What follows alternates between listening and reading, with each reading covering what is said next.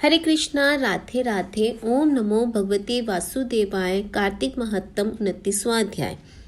राजा पृथु ने कहा, हे मुनि श्रेष्ठ, आपने कला द्वारा मुक्ति पाए जाने का वृत्तांत मुझसे कहा, जिसे मैंने ध्यानपूर्वक सुना। हे नारद जी, ये काम उन दो नदियों के प्रभाव से हुआ था। कृपया ये मुझे बताने की कृपा कीजिए।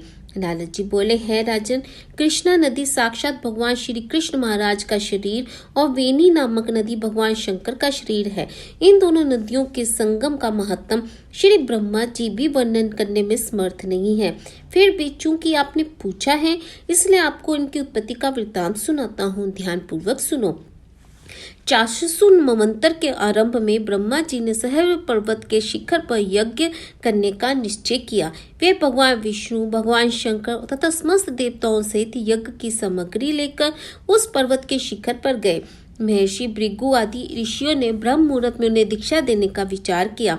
तत्पश्चात भगवान विष्णु ने ब्रह्मा जी की भार्या त्वरा को बुलाया।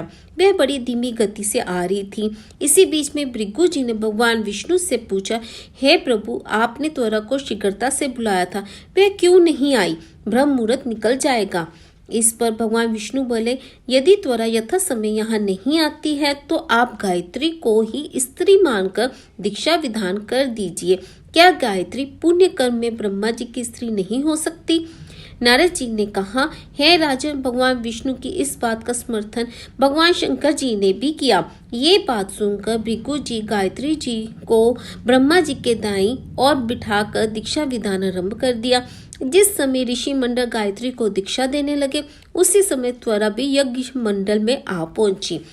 ब्रह्मा जी के दाईं ओर गायत्री को बैठा देखकर ईर्ष्या से कुपित होकर त्वरा बोली, जहाँ अपूज्यों की पूजा और पूज्यों की अप्रतिष्ठा होती है, वहां पर दुर्भिक्ष, मृत्यु तथा भय तीनों अवश्य हुआ करते हैं। यह गायत्री ब्रह्मा जी की दाईं ओर मेरे स्थान पर विराजमान हुई है, इसलिए ये अदृश्य बहने वाली नदी होगी। आप सभी देवताओं ने बिना विचारे इसे मेरे स्थान पर बिठाया है, इसलिए आप भी जल रूप नदियां बनेंगे।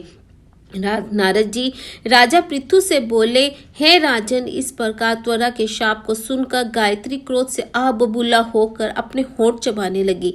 देवताओं के मना करने पर भी उसने उठकर त्वरा को शाप दे दिया। गायत्री बोली, त्वरा, जिस प्रकार ब्रह्मा जी तुम्हारे पति हैं, उसी प्रकार मेरे भी पति हैं। तुमने व्यर्थ ही शाप दे दिया, इसलिए तुम भी नदी हो जाओ। तब देवताओं ने खलबली मच गई। सभी देवता त्वरा को साष्टांग प्रणाम कर बोले, हे देवी, तुमने ब्रह्मा आदि समस्त देवताओं को जो शाप दिया है वह उचित नहीं है, क्योंकि यदि हम सब जल रूप नदियां हो जाएंगे तो फिर निश्चय ये तीनों लोक नहीं बच पाएंगे। क्योंकि ये शाप तुमने बिना विचार किए दिया है, इसलिए ये शाप तुम वापस ले लो।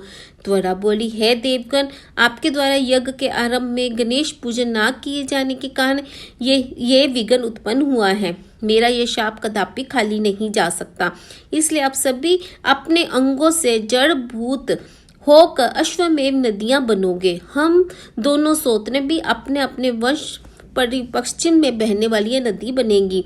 नारद जी राजा पृथु से बोले, हैं राजन, त्वरा ने ये वचन सुनकर भगवान विष्णु, शंकर आदि सभी देवता अपने अपने अंशों से नदियां बन गए। भगवान विष्णु के अंश से कृष्णा, भगवान शंकर के अंश से वेणी तथा ब्रह्मा जी के अंश से कुमुदवती नामक नदियां उत्पन्न हो गई। समस्त देवताओं ने अपने अंशों से जड़ बनकर वहीं सह पर्वत पर फेंक दिया। फिर उन नदियों के अंश पृथक पृथक नदियों के रूप में बहने लगे। देवताओं के अंशों से सहस्त्रों की संख्या में पश्चिम की ओर बहने वाली नदियां उत्पन्न हो गई। गायत्री और त्वरा दोनों पश्चिम की ओर बहने वाली नदियां होकर एक साथ बहने लगी। उन दोनों का नाम सावित्री पड़ा। ब्रह्मा जी ने यज्ञ स्थान पर भगवान विष्णु तथा भगवान शंकर की स्थापना की। दोनों देवता महाबल अतिबल के नाम से प्रसिद्ध हुए। हे राजन, कृष्णा और वेणी नदी की उत्पत्ति का ये वर्णन जो भी मनुष्य सुनेगा या सुनाएगा, उसे नदियों के दर्शन और स्नान का फल प्राप्त होगा। ओम नमो भगवते वासुदेवाय। कार्तिक महत्तम 29वां अध्याय समाप्त।